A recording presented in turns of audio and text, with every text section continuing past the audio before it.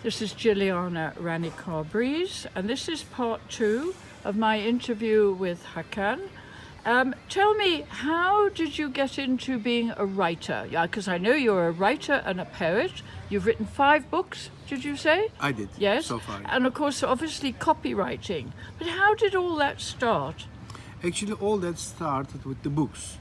I don't know the first milestone or ignition, but I always remembered myself with the books. What kind of books? Any kind of books, like cartoons or philosophy or history. For example, how I became a strategist, I read many wars. And the real strategists, for example, let me repeat again, the real strategists are the big commanders, marshals.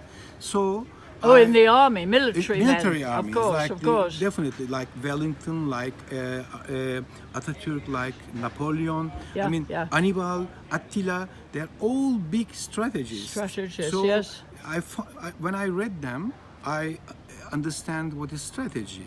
When I read, the novelists, like, for example, the Russian ones or English ones. I'm not talking about the poems, but the novels. So I understand the life, and I found many words. And I understand that words, like in the song, words don't come easy. I mean, words also are extremely important. Powerful. Definitely. When one word, for example, if I say, I have a technique at university, I give 3 words to the students, and I say, write a story. And they all write different stories. But if you don't give one word, and if you tell them, okay, everybody writes a story, nobody can write. Well, you have to give a trigger. Definitely, it's an ignition. So word is an ignition. Yeah. So one word. I mean, if you give 3 words, for example, you can say, okay, like for example, roads, insects, and Argentina. So everybody can write something. Yeah. But if you don't give a word, and if you ask people to write a novel or a story, they cannot write. So the words, I understand that you give a prompt, words affect me. Yeah. I'm not a good visual man. I don't. You're auditory. Definitely, I am. So I understand that I have problems and solutions with the words. And I began to write from my childhood. I wrote many things. And also poems as well. Yeah, poems, but I mean, I decided that I am going to use, I will use these poems in the novels. I don't have a poem book. Because, I mean, I don't know. I mean, when I read a poem book from poetry book, poetry book, I always feel that somebody is the writer is trying to give me his or her identity, philosophy. But I find the poem in a novel, so it's much more, genuine and natural. So I decided to write poems, especially about humanity and being a, world person, global person, without having a strong identity, but being human and being a piece of this system, the big world. So I used these poems, my poems, in a novel, different novels and different books. Your novels? My novels, yeah. Okay, but you said you like to write about love. Actually, for example, in my first novel, which is The Queen of Cities, which is Istanbul. Istanbul, which is about Istanbul. It was a reincarnation story in the 15th century, between the 15th century and 20th century. Yeah, the actually ignition was love, but there was war also. So politics, war, religion. Sounds like a Russian story to me. Yeah, definitely. So actually, I feel very good when I write.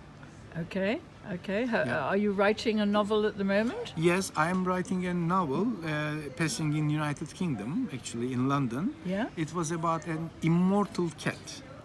Immortal text? No, cat. Gatto in Italian. A cat? Cat. Oh, I'm a cat lover. Yes, I am as well. Yeah? And they are actually Keddy. They are very interesting. Actually, there are animals, human beings, flowers, and cats. Oh, definitely, Different. definitely. So it's about an immortal cat trying to find creative girls and boys when they are 5 or 6 years old. Because Are you writing it in English? my English is not enough to write it, starting from English. So I'm writing it in Turkish, but my actually passion and my vision about it to print it, to make it printed in England. Oh, I've got a translator for you, a Yes, Turkish okay. translator. Very Yes, good, yes.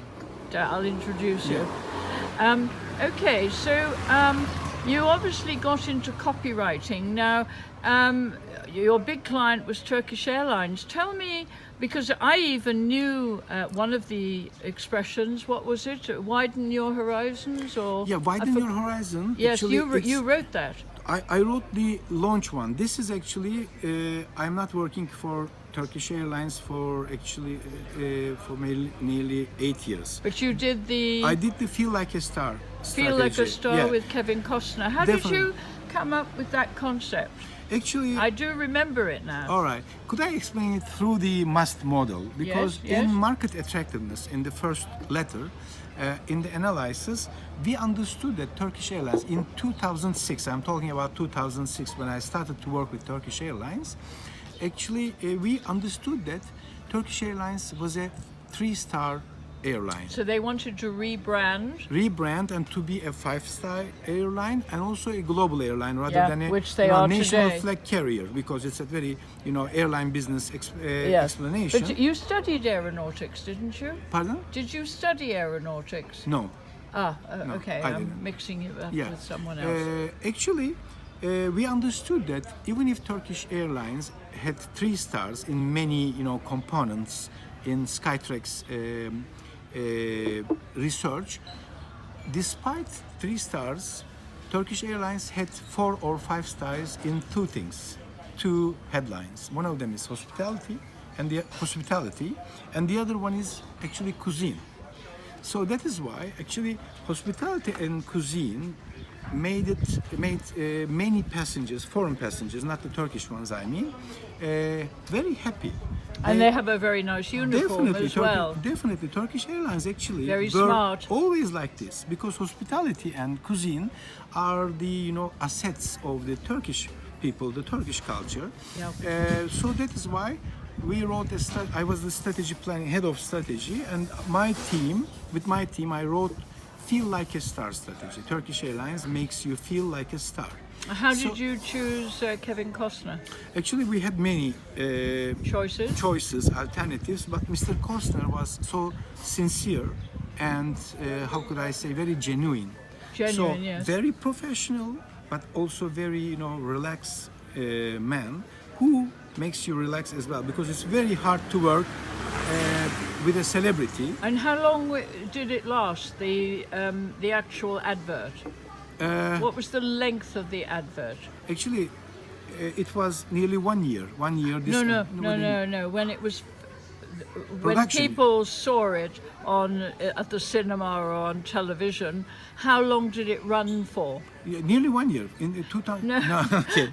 No. Was it 10 minutes or 5 Oh, okay. minutes? You're asking the duration of The the duration. of the television commercial. It was 45. The main copy, which we call it mainstream copy, 45 seconds, I guess. But 40, there was a is it? short version as well. Okay. So with it mixed, it was 30 minutes, 30 seconds or something like this. Wow. Yeah, it was a quite interesting And television commercial. did it boost sales?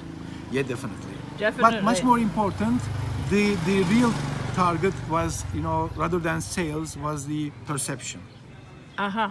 We Okay. got very good perception results. Okay, so thank you very much, and we'll continue in part 3 about your writing. Thank you. Thank you.